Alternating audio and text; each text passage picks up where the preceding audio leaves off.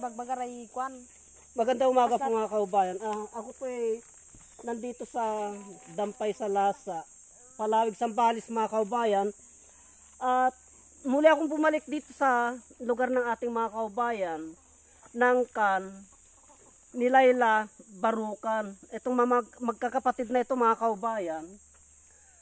Kung nyo pong maalala mga kaubayan, dito nag-viral yung Tugatoy. Kung nyo pong naalala yung mga videos nila, sila po ulit yun.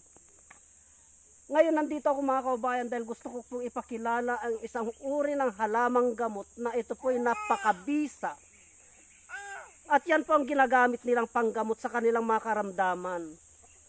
Itong halamang gamot na ito mga kaubayan ay mahiwaga po ito. Ito po yung tinatawag na spirit medicine. Ipapaliwanag nila po mga kaubayan kung paano nila ginagamit ito. Dahil ito po ay maraming karamdaman ang nagagamot nito. Ito po ay sarili nilang mga gamot dito sa kabundukan, ito mga kaubayan.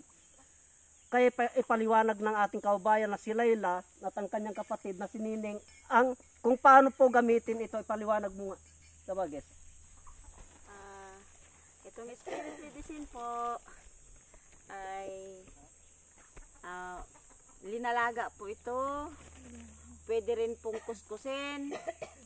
Haluan ng mainit na tubig. Ilagay sa kutsara para inumin. Oh, hindi pa.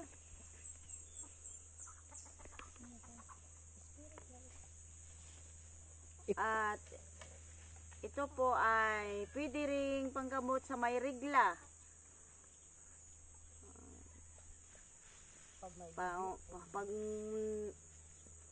Pag may regla siya na mahina, papalakasin niyo po ito. Matanggal din po yung sakit.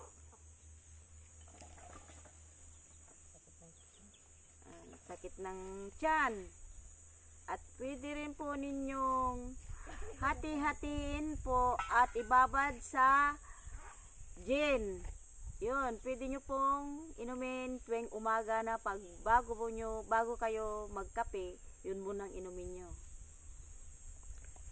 Yan po mga kaubayan ang paliwanag, ang pamamaraan ng ating kaubayan na si Layla sa spirit tree na ito naman ang paliwanag ng ating kaubayan na si Naning, yung kanyang pamamaraan. Kasi sila po parang doktor na ng mga katutubo. Ito mga kaubayan, mga purong mahalamang gamot ang kanilang ginagamit. Ipaliwanag mo kung anong mga karamdaman naman ang mga nagagamot niyan. Kasi ito po mga kaubayan, kung nyo pong makita, kinukuskus lamang po ito. At ito din po mga kaubayan, yung nakikita nyong nakabote na pinapalabas ko sa aking channel, sa aking mga videos, ito din po yun. Mga kaubayan, pakinggan po natin siya. Itong spirit medicine po, pwede pong panggamot sa sugat po. Kuskusin tapos itapal sa may sugat. At saka panglinis sa bituka. Ilaga po ito at yung pinakuluan po. Yan po mga kaubayan. Maliban dyan mga kaubayan ay marami pa pong karamdaman. Ako po, bilang isang herbalist at nananaliksik ng mga halamang gamot mga kaubayan, ay napakarami pong karamdaman ang kanyang nagagamot. Itong spirit tree na ito, ultimo cancerous po, basta't pagdating sa internal ng isang babae mga kaubayan, sakop niya po lahat. At ito din pong spirit na ito, kahapon po nung in-experiment namin ng ating kababayan na si Bong, yung kanya pong asawa doon. At kahapon po nung pinag-usapan po namin ang bisa nito. At kung ito din po mga kaubayan ay aming in-experiment, pampalakas din po ito mga kaubayan ng ugat. Ito po, yung sa maimpotensi na lalaki, walang halong biro po ito. Dahil dito po nag-viral yung Tugatoy. Yung Tugatoy, asawa niya po yun, yung kasama ko po noon. At asawa din po ng ating kababayan na anak din po nito. Kasi yan po ang gamit namin, gamit nila sa kabundukan mga kaubayan. Kaya wag po nating baliwalain ang kakayahan ng halamang gamot na Eto, napakaraming nagagamot po ito mga kaubayan, itong spirit tree na eto.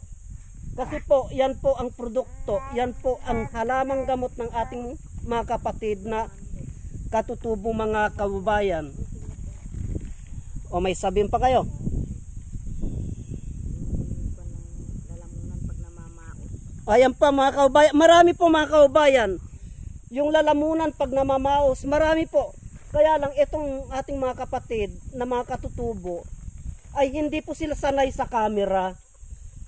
Kaya hindi po nila lahat masabi-sabi. Pero balang araw po mga kaubayan, masubaybayan nyo itong lugar na ito,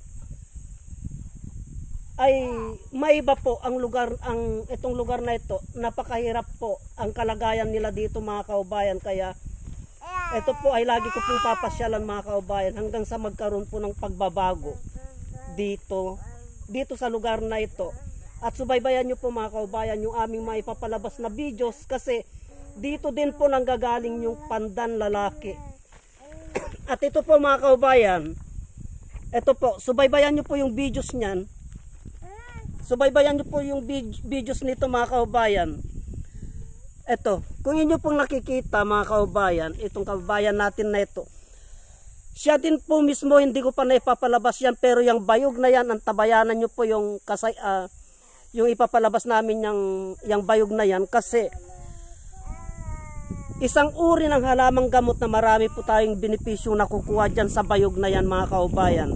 Ang tabayanan nyo po, kaya hanggang dito na lamang po ang videos na ito at marami pong salamat.